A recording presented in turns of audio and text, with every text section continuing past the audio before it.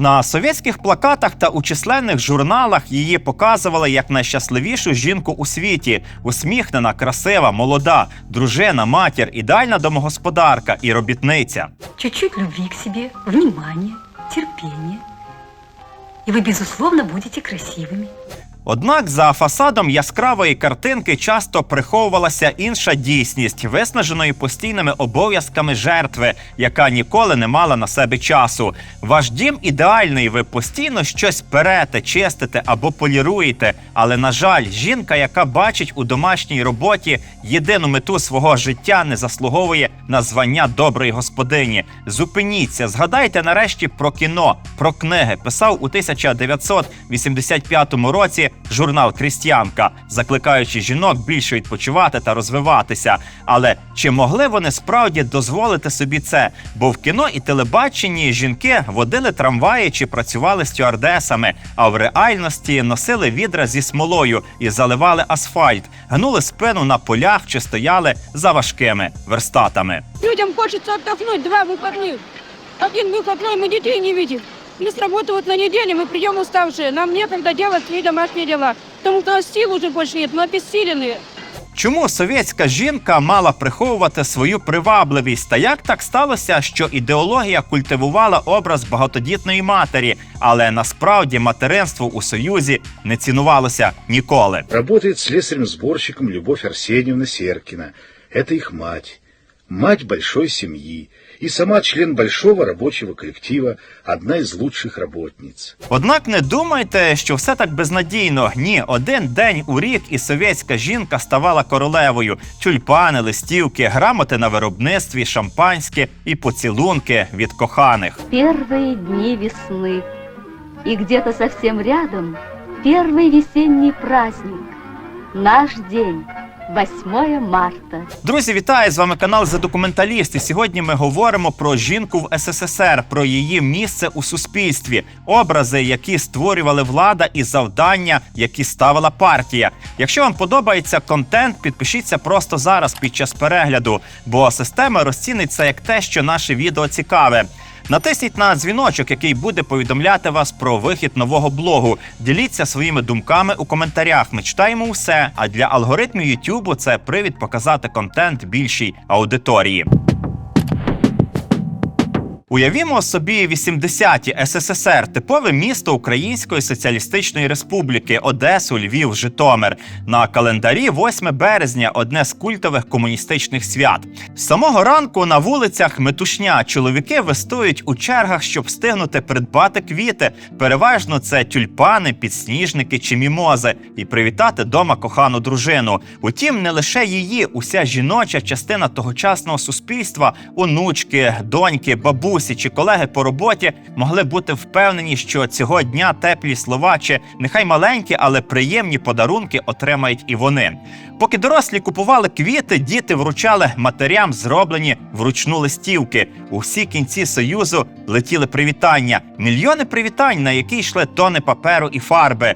80-ті – це дефіцит, але він не зачіпав поліграфію, яка тиражувала відповідну продукцію у величезних кількостях. Ось лише деякі з листівок. Впевнений, що такі і досі знайдуться на горищах чи у шафах багатьох з наших глядачів.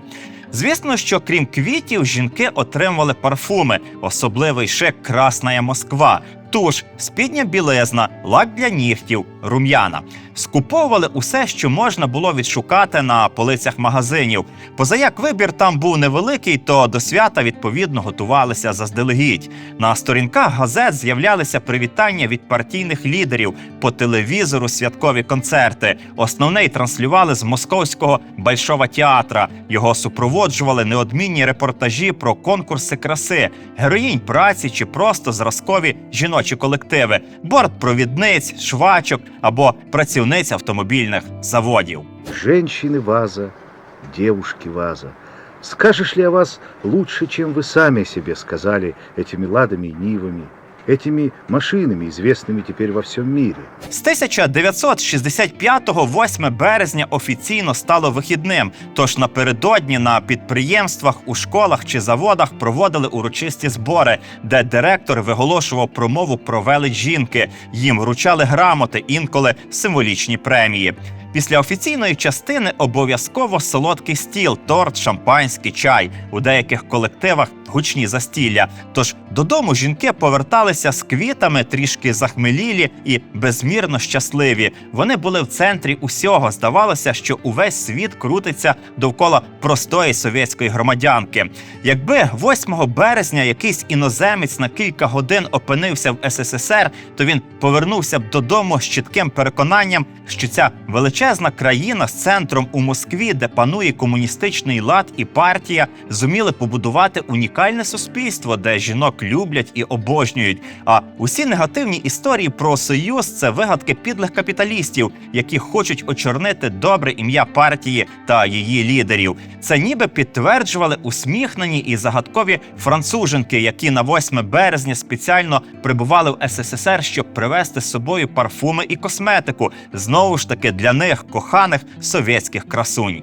Очень приятно сказать вам, что мы сегодня находимся в Москве именно накануне такого большого праздника для вас. И от имени всех французских женщин я тоже бы хотела поздравить ваших женщин. Вы будете в Москве 8 марта? Именно мы будем в Москве, и для нас это большая радость. Але день минав і все завершувалося, красива казка зникала. І в цьому був великий парадокс системи. Один день у році ти королева, решту днів тяглова сила, універсальний солдат, який був змушений волочити на собі не лише роботу, але й побутове пекло і хатні обов'язки. Майже завжди при відсутності пральної машинки і примітивних засобів гігієни. І звичайно, що з важкою повсякденною працею, бо в цьому був увесь СССР. На показ одне, за лаштунками зовсім інше. Грязь такая, одна атмосфера и то, чего стоит. А тут такая тяга у нас, по 30 килограмм деталей есть. А мы швыряем как 15, как вот... У вас не такая уж... Так Это вот, я мощнее. вот, видите? Что же, накачали мускулы. Друзі, далі ми розповімо вам про те, як змінювалася роль жінки від часів раннього СССР до сталінської і постсталінської епохи. Як більшовики дали їй настільки багато прав, що цьому заздрили навіть західні феміністки. І чим усе це обернулося? Чому Сталін заборонив аборти і посилено плекав культ матері, основне завдання якого було збільшення народонаселення? Якою була совєтська жінка у масовій культурі? Зрештою, про гендерну політику доби застою і перебудови. Бо часи йшли, але роль жінки не змінювалася ніколи. Гарувати і гарувати. Чи ж маленька то вага по 600 центнерів зга? Каже Ніна, ось візьму і не таку ще підійму із комсомолятами, славними дівчатами. Про усе це за хвильку, але якщо забігти наперед, то можна зрозуміти, що тогочасні жінки, та і не лише жінки, мали бути стійкими. Без права втомлюватися, без права вигоряти, без права говорити, що їм важко. Сьогодні ми маємо можливість розповідати про свій стан відкрито, не боятися та не соромитися цього. Тож, якщо ви відчуваєте себе самотньо і спустошено, навіть коли перебуваєте серед людей або постійно шукаєте когось, хто зрозуміє та зможе вислухати, то я хочу порекомендувати вам Mindly – платформу з пошуку і роботи з психологом. Лише за кілька хвилин під ваш запит та бюджет там підберуть психолога, який допоможе фахово знайти причини такого стану і отримати конкретні інструменти, як з цим справлятися. Усі фахівці мають необхідний досвід та знання, адже перед початком роботи команда Mindly ретельно перевіряє дипломи та спеціалізацію кожного спеціаліста. А найголовніше, зараз на вас чекає знижка 30% на першу сесію з будь-яким спеціалістом. Пройдіть короткий тест за посиланням в описі до відео або QR-кодом, який бачите на екрані, і вводьте промокод «Документаліст30» під час бронювання сесії. Пам'ятайте, що зі своїми переживаннями не варто залишатися наодинці. Mindly завжди поруч. І ми продовжуємо. Отже, після перевороту 1917 року більшовики оголосили, що чоловіки та жінки відтепер мають однакові права. Законодавчо закріпили рівну оплату праці. Жінці дозволили при розлученні зберігати своє прізвище, дали право на аборт. а сам процес розлучення спростили. Логіка була такою: якщо твій чоловік тиран, то ти не зобов'язана з ним жити і мучитися. Чоловік перестав бути главою сім'ї, жінкам гарантували рівноправність. Крім того, на них чекали усілякі інші права – політичні, громадянські, майнові. Дійшло до того, що навіть західні феміністки дивилися на комуністичних красунь з певною заздрістю. У них такого не було. Разом з цим прийшла свобода і статева розкутість. Сексуальна революція, коли виникали різноманітні нудистські товариства та комуни. У них творилися такі речі, що волосся стає дибки. Один з тогочасних ідеологів, Троцький, писав: «Любовне пригнічення – головний засіб поневолення людини. Поки тебе пригнічують, мови про свободу не може бути. Сім'я як інститут себе вижила». Ленін натомість відповідав йому: «І не лише сім'я. Усі заборони, що стосуються сексуальності, мають бути зняті. Нам є чого повчитися у суфражисток. Навіть заборону на одностатеву любов слід скасувати». Звісно, що жіночий рух мав мати лідерку і символ, до якого усі тягнулися. І цією лідеркою стала Олександра Колонтай, яку ще називали Валькірією революції. Вона народилася у Санкт-Петербурзі. У 17 років поїхала розвіятися до Парижу, де придбала маніфест комуністичної партії і відтоді захопилася марксистськими ідеями. Вийшла заміж, народила сина, якого виховувати не хотіла, а залишила у сім'ї чоловіка. Читала праці Леніна і зізнавалася, що прагнула бути вільною, а не займатися сімейними справами і набридливими рутинними обов'язками. Познайомилася з Розою Люксембург і діячкою комуністичного руху Кларою Цеткін. Ось світлина, на якій вони троє на Міжнародному соціалістичному конгресі в Копенгагені у 1910-му. Це було ще задовго до більшовицького перевороту, а далі сам переворот. Колонтай знайомиться з Леніним наживо. Коли той прийшов до влади, то феміністка органічно вписалася у нову систему цінностей, пропагувала рівність жінок і вільну любов. Була прихильницею теорії склянки води, яка полягала в тому, що задовольнити сексуальне бажання при комунізмі має бути так само легко, як зробити кілька ковтків води. Просто і невимушено. До прикладу, тоді активно почали розвиватися так звані комсомольські комуни, де молоді люди жили групами по 10 осіб, вели не лише спільне господарство, а й спільне статеве життя. Як писав психолог Борис Бешт, серед них не допускалося поділу на пари, усі мали право спати з усіма. Народження дітей в таких спільнотах сприймали не надто радо. Якщо дитина з'являлася на світ, то її найчастіше віддавали в інтернат. Про все це ми розповідаємо у нашому одному з найкращих випусків «Секс у совку. Кохання більшовиків», якою була сексуальна культура СССР, який уже набрав 1 мільйон 600 тисяч переглядів. Але у всьому цьому була прихована одна дуже цікава і підла деталь, про яку ми зараз розповімо. Отже, з одного боку, влада справді дала жінкам права і пропагувала, що вони мають позбутися кухонного або побутового рабства. Для цього масово розбудовували дитячі ясла, куди дитину можна було здати хоч на цілий тиждень. Щоб жінка не стояла біля каструль, почали будувати фабрики кухні. Великі централізовані підприємства громадського харчування, які мали на меті масово готувати їжу для робітників і звільнити жінку від її старих обов'язків.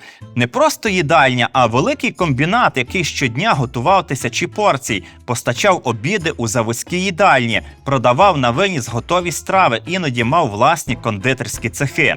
Їжу доставляли у термосах або контейнерах до підприємств, гуртожитків, житлових будинків. Один з найвідоміших прикладів – фабрика кухня заводу Масляніка, що була збудована в Самарі у вигляді гігантського серпа та молота. Це приміщення збереглося і понині, і зараз там працює філіал Третьяковської галереї. Аналогічні споруди, відповідно, з'являлися у Харкові, Києві, Дніпрі, Москві, Ленінграді. Як вони виглядали, можна побачити на цих світлинах. Це конвеєр для миття тарілок, це зал, у якому обідали робітники. До речі, на фото Дніпрострой, Запоріжжя, 30-ті роки. А це величезна машинка для чищення картоплі. Ідея була такою: держава готує їжу, жінка працює на заводі. У романі «Завість» совєтський письменник-пропагандист Юрій Олеша із захопленням писав: «Оголошену війну кухням, 1000 кухонь можна вважати підкореними». І ось так, друзі, ми переходимо до найважливішого. Влада почала просувати наративи нового побуту та суспільного устрою. Робила це через численні плакати: «Пролетарко, рабою старого годі бути тобі», або «Ясла на селі могутнє знаряддя розкріпачення жінки», на якому ми можемо побачити комуністку з короткою зачіскою та в захисних окулярах для роботи за станком чи на тракторі. Вона хоч і селянка, але селянка модерна, незачухана, усміхнена і щаслива, ніби кінозірка. Поруч дітлахи, які займаються спортом, малюють, граються. Здавалося б, усе чудово. Жінки таки звільнилися з рабства, стали рівноцінними з чоловіками, отримали права. Ну що ще хотіти? Справді, нічого, якби у той самий час влада не розпочала цілу мобілізаційну кампанію, у якій дівчат та жінок цинічно розглядали виключно як потужний трудовий ресурс, здорове тіло і міцні м'язи, які були потрібні Москві, щоб втілити у життя задумане – індустріалізацію. Так, на її втілення працювала не лише багатомільйонна армія селян, робітників та в'язнів ГУЛАГу, а й жіноцтво. Щоб зробити привабливою, важку і непопулярну працю, у життя почали кидати інші лозунги, у яких закликали жінок ставати до верстата чи сідати на трактор. Так з'явився знаменитий образ трактористки, але не лише її. Через мистецтво і пресу поширювали ідеї, що це нормально, коли жінка працює на будівництві. Це нормально, коли вона гарує на заводах. Це нормально, коли робітниці прокладають залізницю чи по 12 годин на добу гнуть спину на полі. Не бояться важких навантажень, стріляють, служать в армії. У цьому контексті можемо згадати уродженку Донецької області Пашу Ангеліну, яка працювала трактористкою, організувала першу в СССР жіночу тракторну бригаду, допомагала втілювати п'ятирічки, а згодом у 47 років померла від цирозу печінки. Тобто Паша Ангеліна є одним з прикладів, якою мала бути і була жінка у 20-ті чи 30-ті. До речі, якщо вам цікаві такі історії, то маємо 2 чудові випуски про комуністичні ікони або людей, на яких молилися в імперії. Вона була серед багатьох інших. Тож, якщо підсумувати, то у той час плакати і газети створювали образ ударниці, сильної, рішучої жінки з молотом або гайковим ключем. Це мало продемонструвати, що жінка не слабша за чоловіка і здатна будувати соціалізм. Усе робили доволі хитро. Пропаганда подавала важку і нестерпну працю як велике благо. До прикладу, раніше жінки не могли працювати на сталеливарних підприємствах, їх туди не пускали. А тепер, будь ласка, тепер тут трудиться ціла армія матерів і просто красунь, бо СССР – це що? Правильно, це країна для людей. Усе це було диявольським зашморгом системи, бо у результаті жінки отримали подвійне навантаження. З одного боку важка робота, з іншого домашні обов'язки, які насправді нікуди не ділися, бо фабрики кухні – це була одна з утопічних ідей, яку так і не реалізували. Особливо ситуація погіршилася в 30-ті, коли владу у своїх руках зацементував Сталін. При ньому роль жінки знову змінилася. Суспільство повернулося до традиційної сім'ї. Комуни з вільною любов'ю були у минулому. Соціальним обов'язком проголосили материнство. Жінка стала конвеєром для виробництва дітей, майбутніх воїнів Червоної армії, гарматного м'яса. Для цього з середини 30-х з продажу зняли контрацептиви, заборонили аборти і знову зробили неможливим розлучення – люби, терпи, народжуй. Якщо подивитися тогочасні візуальні матеріали, то можна побачити, що на них жінку показували з розвиненими грудьми і стегнами, з дужим торсом. Однак жодної сексуальності, бо сексуальність у першу чергу пов'язували з репродуктивністю. Так виглядала сакралізація теми материнства по-совєтськи. Жінок малювали з дітьми на руках, і цим вони нагадували іконографію комуністичної Божої Матері. Як, наприклад, у цьому плакаті Пишним цвітом розквітає у серцях мільйонів жінок священне почуття материнства. Разом з тим, народжувати дітей було мало, бо і трудова мобілізація нікуди не ділася. Ти мала бути хорошою працівницею, матір'ю і самовідданою громадянкою. Параноя і завзяття, які панували у тогочасному суспільстві, були настільки масштабними, що жінок кидали на найважчі ділянки робіт, де і чоловіки особливо не давали собі ради. Вони працювали на залізниці і сталінських будовах, виплавляли метал, добували руду, відправлялися підкорювати далекий схід. Хорошим прикладом є те, як у Москві прокладали метрополітен, на будівництві якого працювали тисячі жінок. Тоді з'явився термін «метростроївка». І ось ці метростроївки на рівних з чоловіками довбали кайлами ґрунт, пробивали тунелі, возили вагонетки, укладали рейки, заливали бетон. Завдяки документальній хроніці, яка збереглася до наших днів, ми можемо побачити, як виглядала ця майже каторжна праця.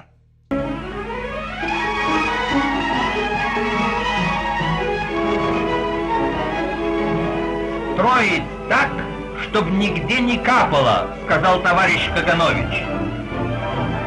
Полная водонепроницаемость тоннелей — лозунг и категорическое требование вождя московских большевиков. Метро прокладали як вдень, так і вночі при тьмяних лампочках і суворому погляді Сталіна, який дивився на будівельників з величезних портретів. Пил, волога, відсутність вентиляції, довгі зміни – усе нагадувало собою пекло з постійними обвалами і травмами. Але про це ніхто не здогадувався, бо пекло було під землею і заховане від сторонніх очей. А у пресі метростроївок показували виключно як усміхнених і сильних жінок з відбійними молотками у руках, сильних і красивих. Ще раз, на цій кінохроніці жінки довбуть землю, а так вони виглядали у творчості тогочасних художників. Картина називається «Метростроївка у бетоньєрки». Вона у світло-коричневому комбінезоні, який нагадує шовкове плаття. Жінка ніби танцює біля машини, на її шиї буси, а гумовий будівельний шолом нагадує капелюшок. Подивишся на таку і самому, знаєте, хочеться взяти відбійний молоток і піти будувати щасливе комуністичне майбутнє.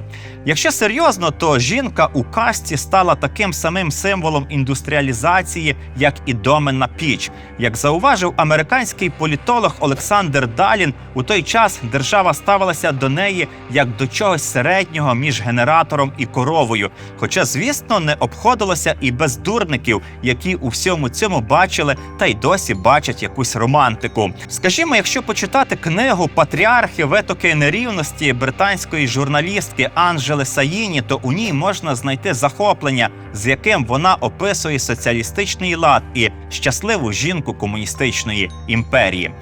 Друзі, далі ми розповімо вам, чим усе завершилося і які права та обов'язки мали жінки в часи пізнішого СССР. Чи справді вони були найщасливішими жінками у світі? Якщо так, то чому швидко старіли і явно не виглядали на свої роки? Усе це після короткої перерви, де я попрошу вас підтримати збір для ЗСУ. До нас звернулися бійці підрозділу безпілотних систем, які воюють на Вовчанському напрямку. Їм критично потрібен автомобіль, без якого зупиняти ворожу орду вкрай важко. Ми уже зібрали понад 100 тисяч гривень, а треба 350. Ми, бійці підрозділу безпілотних систем 127-ї окремої важкої механізованої Харківської бригади, що зараз працює на Вовчанському напрямку, звертаємося до підписників каналу «The Documentalist». Для нашої роботи підрозділ потребує авто. Допоможіть нам боронити нашу батьківщину і знищувати ворогів. Разом переможемо! Маєте можливість, закиньте хто скільки може, бо для хлопців це важливо. А якщо після гривні на ЗСУ бажаєте підтримати нашу творчу команду, то можете зробити це через Монобазу, сервіс, який дозволяє винагороджувати авторів через донати, здійснити разову пожертву чи підписатися на постійній основі на комфортну для вас суму. Для тих, хто за межами України, є міжнародна система PayPal. І також висловлюємо вдячність за підтримку та постійне партнерство фундації Пилипа Орлика.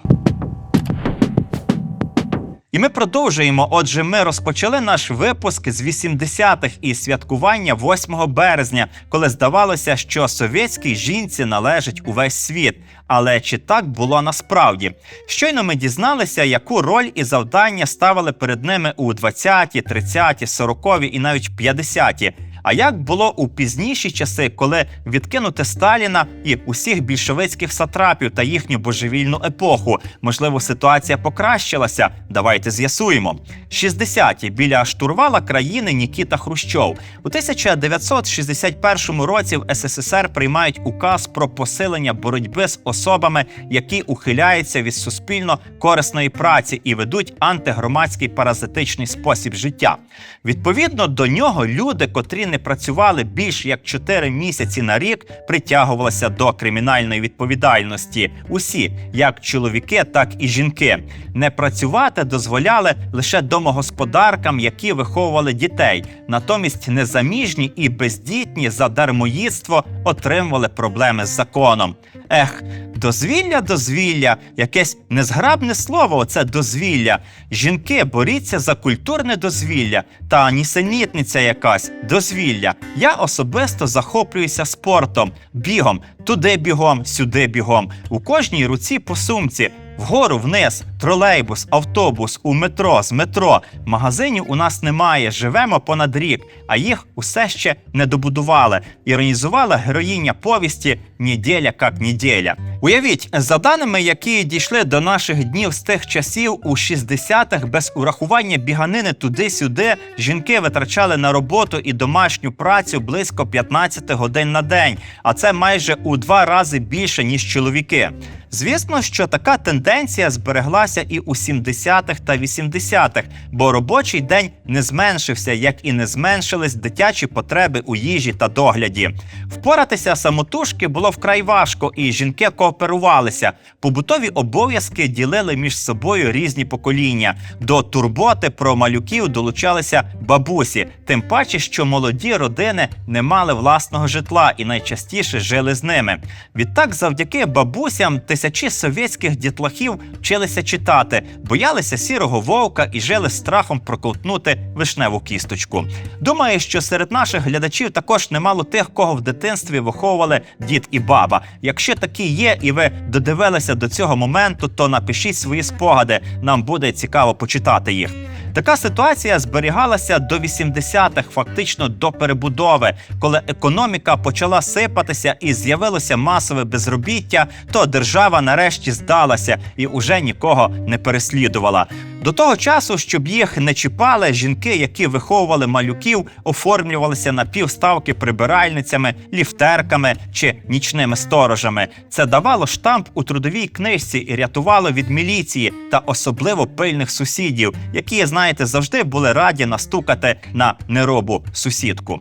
Зовсім незначною була відпустка у зв'язку з вагітністю. 56 днів до пологів і 56 днів після. Логіка проста. Жінка знову ж таки мала працювати, а не прохолоджуватися. З 1969-го мами могли продовжити її до року, але з однією умовою – без збереження заробітної плати. У 80-ті ситуація трішки покращилася. Трішки, але не відчутно. Чому? А все просто, щоб молода мама відчувала нестачу грошей і поспішала повернутися за швейний станок чи касу універмагу. А тепер, власне, про жіночу роботу, якою вона була в часи пізнього СССР. Можливо, жінкам діставалося щось виключно легке і приємне та дзузьке. Повірте, їх експлуатували не лише у сталінську епоху. Завжди люблю підкріплювати свої розповіді документами епохи. Ось на цьому фото добре видно, як бригада з великою кількістю жінок зводить хрущовки.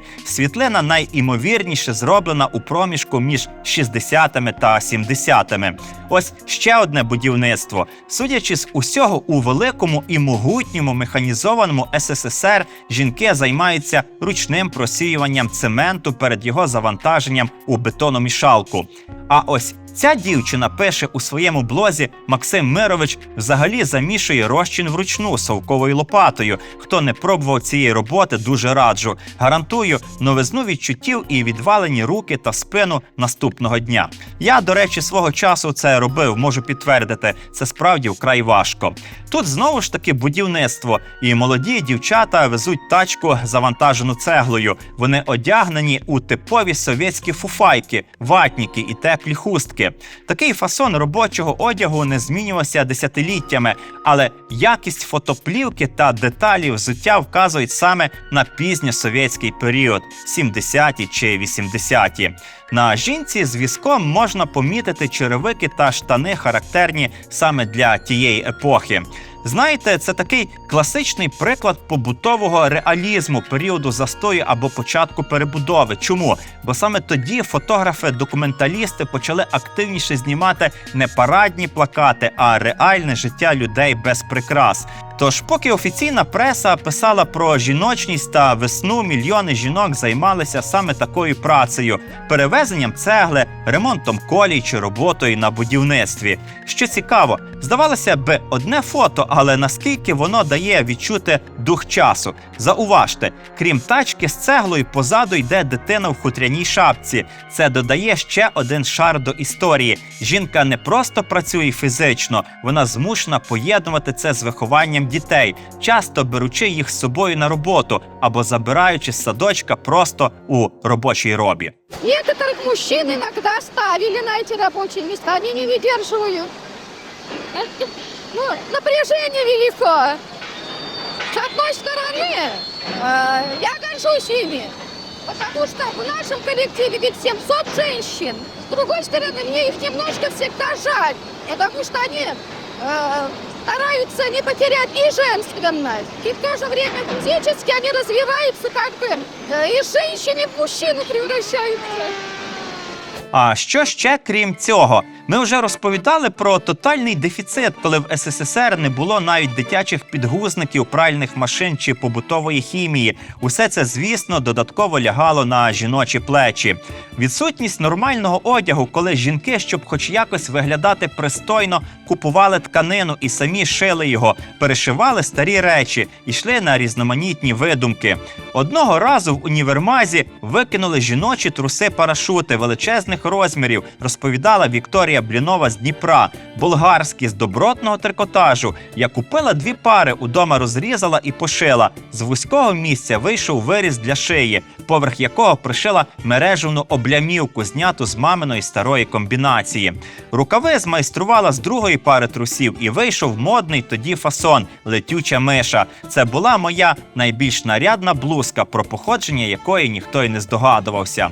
Одного разу в магазині я побачила неймовірно красиві пелюшки, розповідала Ірина Котельницька з Києва. Згадала уроки праці, де ми роками шили фартухи, і пошила з них топ на бретельках, до нього спідницю, і вийшов модний костюмчик. Головне було не зустріти у місті маму з візочком, застеленим такими ж пелюшками.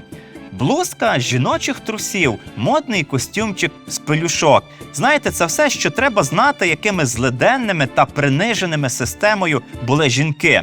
Але вміння шити самому одяг подавалося з великими чеснотами. Це можна зрозуміти, якщо погортати численні жіночі видання «Работниця», «Крістянка», «Радянська жінка», які подавали, як шити одяг, як його прикрасити, як зробити прикраси для нової сукні чи піджака.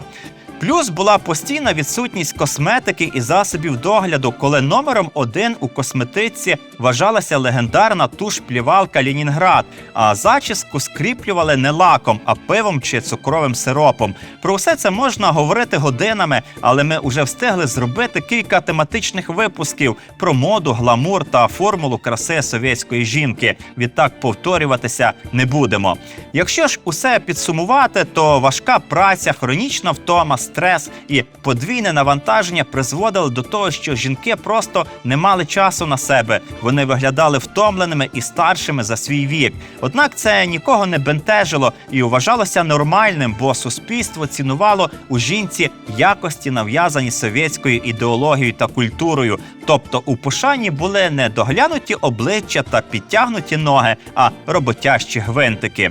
Розумію, що усе це почути важко повірити, бо як не крути, совєтські фільми, журнали чи телебачення таки зробили своє. Друзі, з вами був канал «За документаліст», і сьогодні ми говорили про жінок в СССР і їхній єдиний день. Якщо вам сподобався випуск, поставте вподобайку та підпишіться. Бережіть себе, зустрінемось.